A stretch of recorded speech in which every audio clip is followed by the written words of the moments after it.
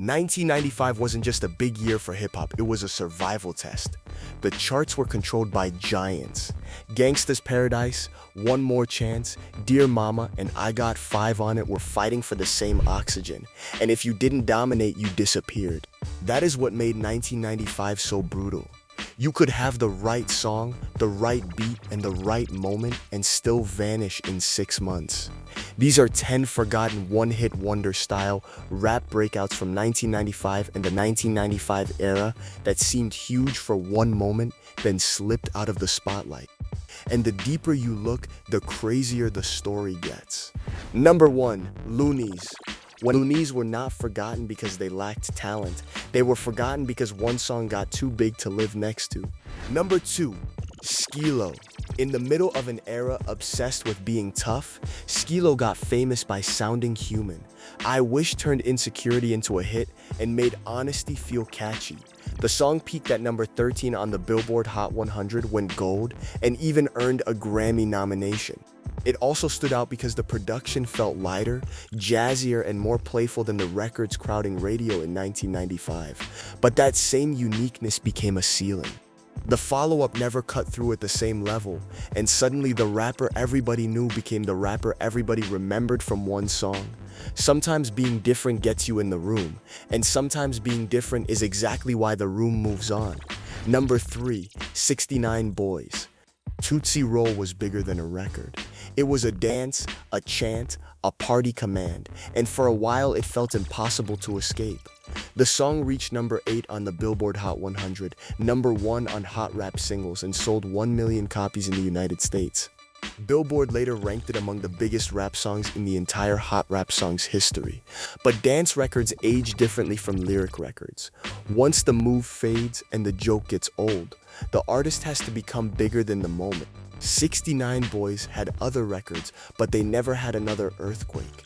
The dance survived, the spotlight did not. Number 4, 9. If you were outside in 1995, Whutcha Want sounded like pure New York concrete. Nine's voice alone made him stand out.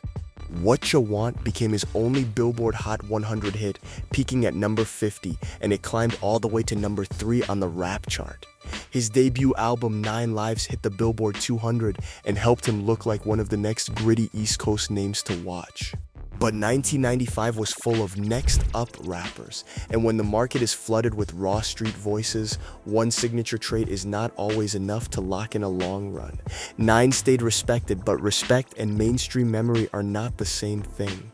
He had the voice, he just arrived in a year where everybody was yelling to be heard. Number 5, Junior M.A.F.I.A. On paper, this group had every advantage. Player's Anthem hit number 13 on the Billboard Hot 100 and went gold.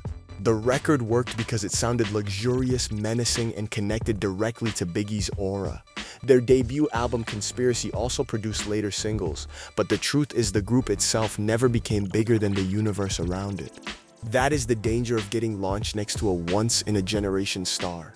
The cosign gets you instant attention, but it can also trap you in somebody else's shadow. Lil Kim exploded into solo stardom, Biggie stayed the center, and the group identity got thinner and thinner. Junior M.A.F.I.A. had a hit. What they never fully had was a future bigger than the people around them. Number 6, M.A.F.I.A. Back in the day was nostalgia rap before nostalgia became a whole business model.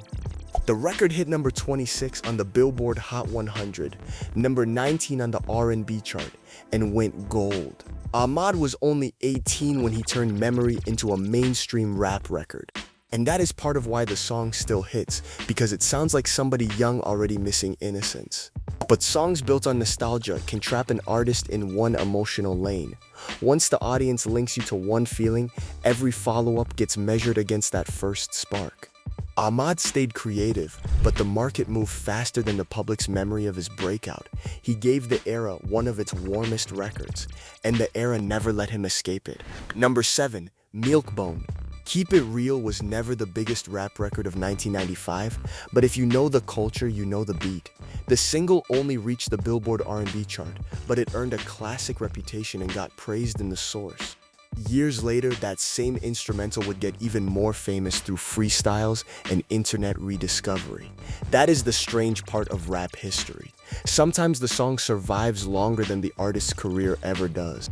Milkbone became one of those names real heads mention with respect while mainstream audiences barely remember him at all. He kept it real. The industry just did not keep him visible. Number 8. Mike Geronimo. Before Murder Inc. was an empire, Mike Geronimo was one of the early names in that orbit getting real street attention. Shit's Real became an underground classic, and The Natural in 1995 turned that buzz into a full album moment. The album spawned multiple singles, and Master IC reached the hot rap chart in 1995. For a second, it looked like Mike Geronimo was positioned to become one of the defining New York street voices of the mid-90s. But in that exact lane, the competition was merciless. Nas, Biggie, Mobb Deep, Raekwon, and 100 other killers were all fighting for the same slice of memory. Mike kept making music, but the era moved too fast for every respected name to become a star. He was not a failure. He was a casualty of the deepest bench East Coast rap ever had. Number 9, Coolio. Coolio looked like they had the perfect setup. They were signed to Ice Cube's camp, dropped South Central Los Scandalous in 1995, and the album made the R&B, hip-hop, and Heat Seekers charts. Their lead single, What You Wanna Do, had the right energy, the right timing, and a cosign most groups would kill for. But a cosign is still not a guarantee. By 1996, the group was already breaking apart, which tells you how fast the window closed. That is what makes 1995 feel so unforgiving. Even artists who got real label backing and real chart motion could disappear almost immediately. Coolio were proof that opportunity and longevity are not the same thing. Number 10, 95 South. Southern party rap had already proven it could explode nationally, but keeping that momentum was a different game. In 1995, 95 South dropped Rodeo, which cracked the Billboard Hot 100 and helped their album One Mo Gen reach the Billboard 200. The track had all the ingredients that worked in the era: bounce, chants, call-in response, and instant crowd reaction. But once audiences tag you as a party act, the lane gets narrow fast. The sound can dominate one summer and feel disposable by the next one.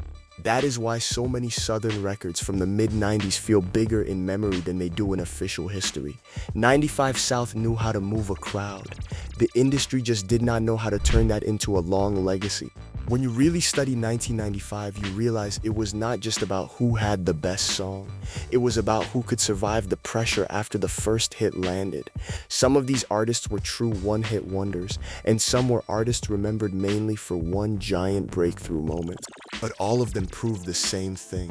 In 1995, one record could make you famous, and the next 6 months could erase you.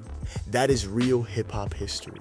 If you respect the culture, subscribe for more.